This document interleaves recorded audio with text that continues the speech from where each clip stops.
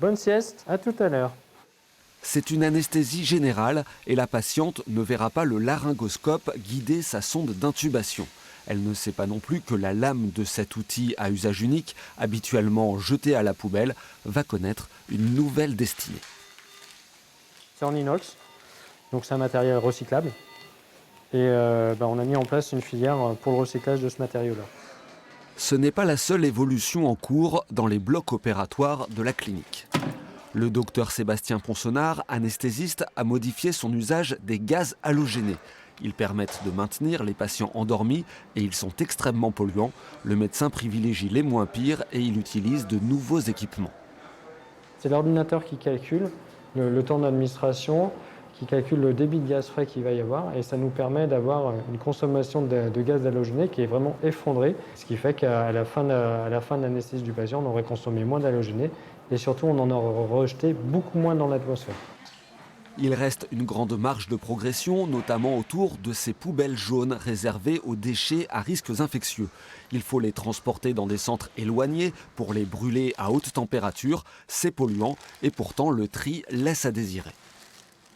Typiquement ici, de l'emballage, déchets ménagers, de l'emballage, déchets ménagers, de l'emballage, un badigeon qui est propre visiblement, déchets ménagers.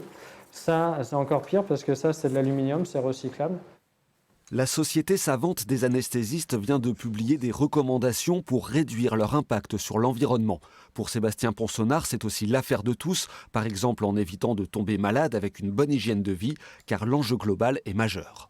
Un hôpital moyen, son coût carbone à l'année, c'est à peu près 1700 fois le tour de la Terre en voiture, pour vous donner un ordre d'idée. Donc oui, forcément, je pense que ceux qui ont un rôle à jouer prépondérant, c'est ceux qui polluent le plus.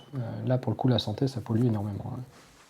Tout cela pour tenter de préserver l'avenir des enfants, mais ces initiatives leur apportent un bénéfice dès aujourd'hui. L'argent du recyclage est destiné à une association, les Petits Doudous. Elle propose en contrepartie des équipements pour rendre les hospitalisations plus ludiques et moins impressionnantes, de quoi mobiliser tous les soignants. Impeccable aussi. En off, l'écologie, c'était quand même pas trop mon truc. C'était surtout comment avoir des subventions pour justement améliorer le parcours de l'enfant à la clinique.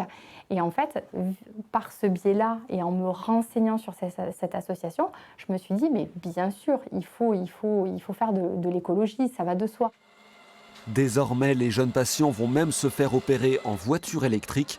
La prochaine étape est peut-être d'y aller à vélo.